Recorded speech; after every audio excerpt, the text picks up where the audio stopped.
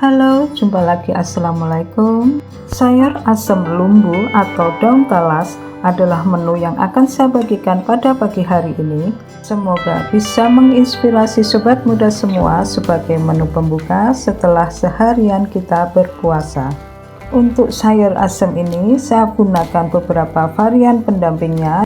Ada kerai dan ikan panggang pari, atau jika di daerah saya lebih dikenal dengan sebutan panggang P. Sebelum memulai mengolah sayur asem ini, saya akan buka dulu bahan-bahan utama yang akan saya butuhkan. Ini adalah sayur lumbunya atau daun talas ya. Kita buka dari plastiknya seperti ini. Sedikit gambaran mengenai daun talas atau sayur lumbu ini adalah merupakan tanaman berbentuk perisai ya, yang besar berpori-pori kecil. Permukaan daunnya ditumbuhi rambut-rambut halus yang menjadikan kedap air. Dan ini adalah buah kerai.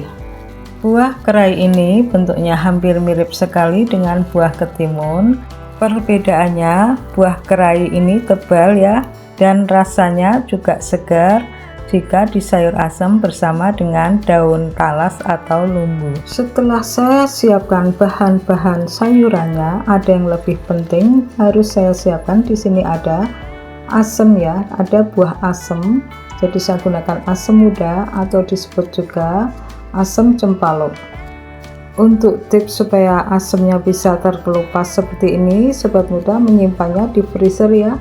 Kemudian direndam sebentar ke dalam air, lalu bisa dengan mudah kita kupas seperti ini. Setelah asam terkupas, ini saya akan sisihkan, lalu akan saya lanjutkan dengan mengupas buah kerainya.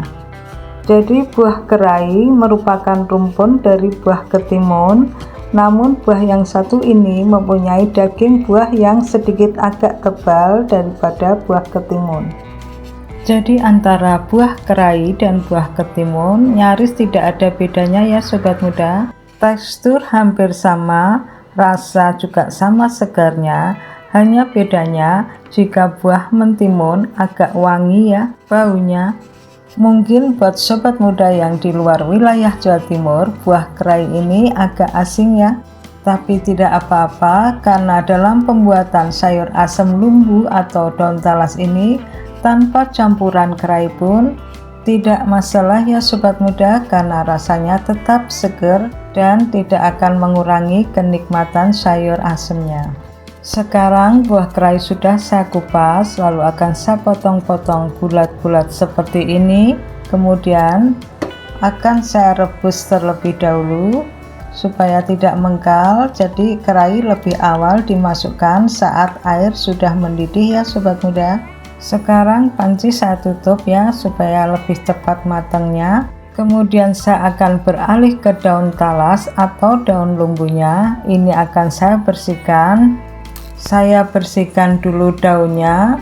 Dari yang kekuning-kuningan saya ambil yang masih tampak hijau ya. Kemudian saya bersihkan pula batangnya. Saya bersihkan karena ini tadi kurang bersih ya dari pasarnya. Nah, ini saya kupas kembali supaya tidak gatal dan cepat mendidih ketika direbus. Buat sobat muda yang menjalankan diet, daun talas atau daun lumbu ini sangat cocok untuk dikonsumsi ya, karena daun ini bisa membantu mencegah penumpukan lemak di dalam tubuh. Selain itu, mengonsumsi daun talas ini tidak akan menyebabkan kadar kolesterol dalam darah meningkat, sehingga aman untuk dijadikan daftar menu baru. Dan ini adalah bumbu-bumbu yang sudah saya siapkan. Ada 2 siung bawang putih, 5 siung bawang merah. Untuk cabenya bisa disesuaikan ya. Ini adalah sepotong terasi yang sudah saya bakar. Kemiri saya gunakan kurang lebih 2 butir saja ya. Dan selanjutnya ini adalah potongan lengkuas atau laos yang sudah saya memarkan dan sudah saya cuci bersih tentunya ya. Kemudian bumbu-bumbu ini akan saya haluskan menggunakan ulekan. Karena bumbu-bumbu yang dibutuhkan tidak terlalu banyak, maka saya menghaluskannya dengan cara manual saja ya. Jadi seperti ini saya haluskan hingga bumbu lembut, halus dan tercampur rata. Jadi seperti ini bumbu saya haluskan sudah mulai lembut ya sobat muda. Ini akan saya sisihkan sebentar. Kemudian saya akan menyiapkan setengah potong ikan pari atau ikan pe.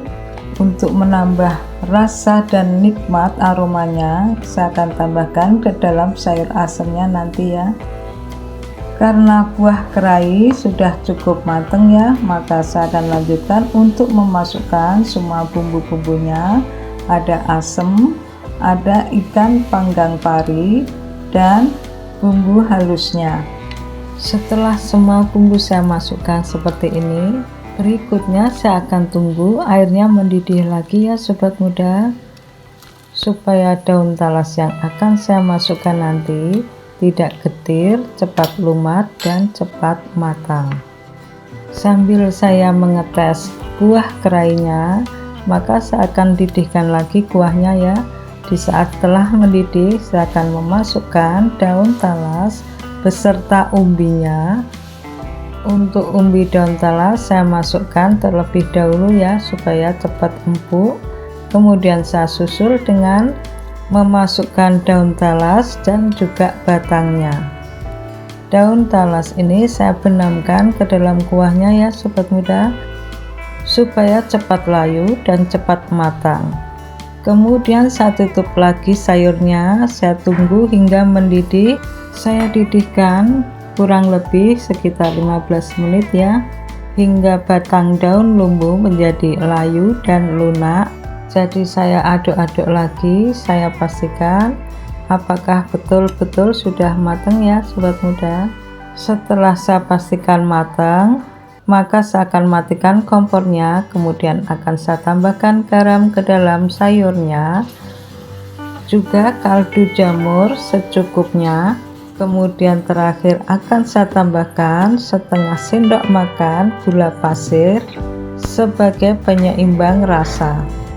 Lalu saya aduk-aduk rata kembali sambil dicicip rasanya ya sobat muda. Jika sudah pas, maka saya akan pindahkan sayurnya ke dalam mangkok saji. Ciri khas perpaduan aromanya sangat melekat, berbaur menjadi satu antara aroma kerai, daun lumbu dan panggang pe-nya.